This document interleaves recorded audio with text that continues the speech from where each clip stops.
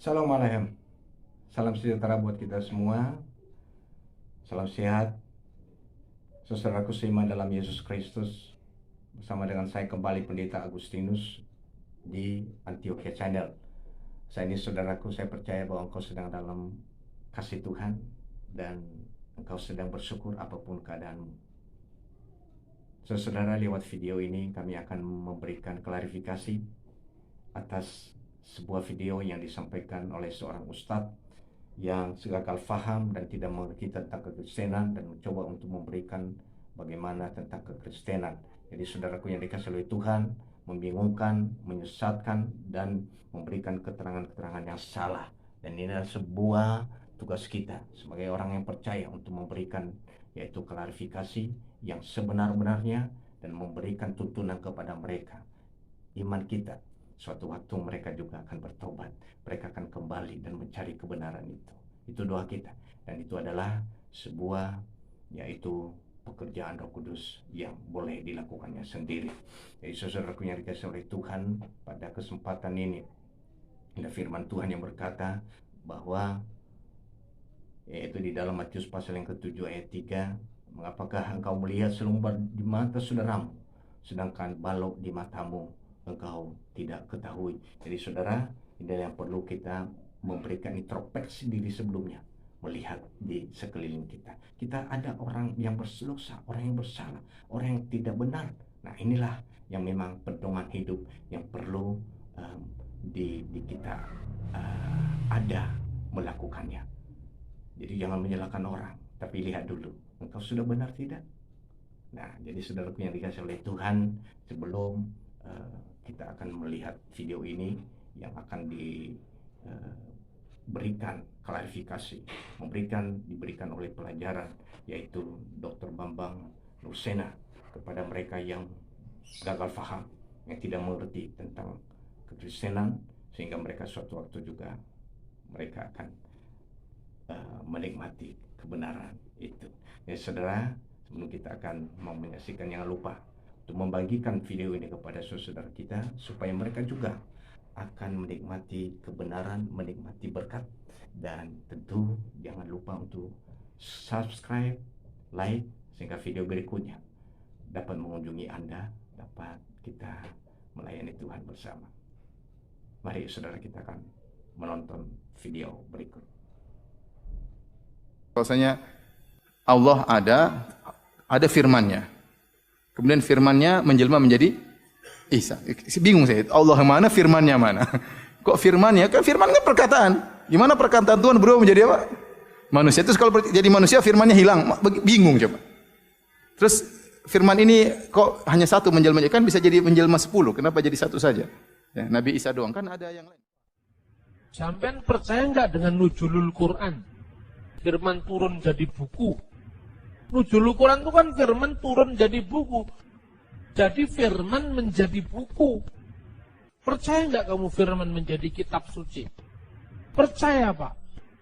Loh, kalau firman turun jadi buku aja kamu percaya. Buku itu benda mati. Masa firman jadi manusia kamu enggak percaya? Langsung dia diam. Iya ya Pak, iya makanya jangan kritik orang. Kritik orang itu kan gampang. Firman menjadi buku kamu bisa percaya. Tapi kan nggak pernah kami mengatakan Quran itu Tuhan. Justru itu masalahnya. Sesuatu yang bukan ciptaan itu apa? Sesuatu yang bukan ciptaan itu kan pasti pencipta. Di dunia itu hanya ada dua. Pencipta, ciptaan. Kholik, makhluk. Tidak ada yang di tengah-tengah. Saudara Muslim kita ini percaya Al-Quran itu nggak diciptakan. Karena dia firman Allah. Karena apa? Allah menciptakan dengan firman-Nya. Tidak mungkin firman diciptakan.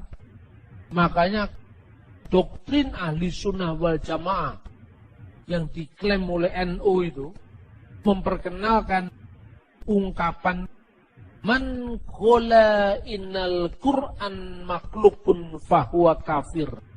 Barang siapa yang mengatakan Al-Quran itu diciptakan, maka dia kafir. tentu bukan kertasnya yang nggak diciptakan. Kertasnya kan made in Probolinggo pabrik leces Padalarang. Kertas itu kan ciptaan pabrik.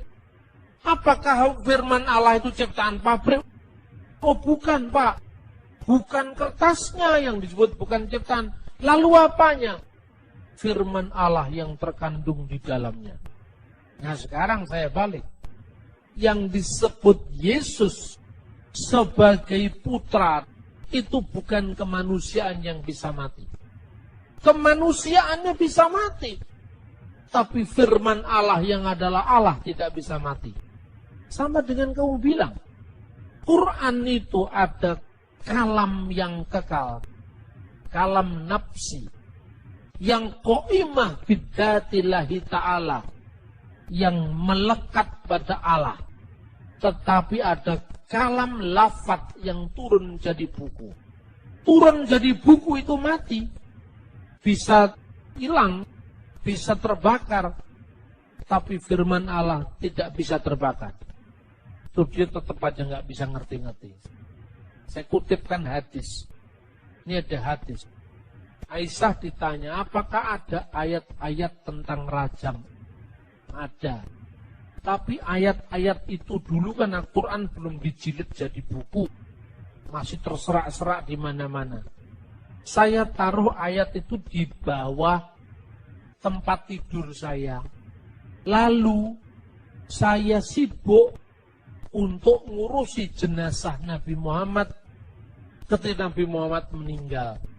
Tiba-tiba ada kambing masuk memakan ayat tadi. Apa firman Allah bisa dimakan kambing? Tidak bisa, Pak. Itu yang dimakan kambing kulitnya. Yesus juga firman Allah tidak mati. Yang mati kemanusiaannya. 1 Petrus pasal 3:18, dia yang dibunuh dalam keadaannya sebagai manusia. Coba mana yang tidak masuk akal di iman Kristen? Tidak masuk di akalmu, bukan gak masuk akal. Semua bisa dijelaskan. Inilah yang sering membuat orang Kristen minder, waardigheid kompleks, kata Bung Karno.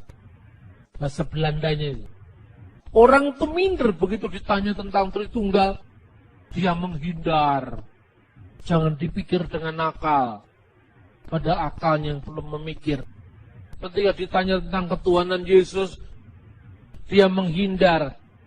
Ini waktunya kita menjelaskan karena iman timbul dari berita. Dan berita atas sabda Tuhan.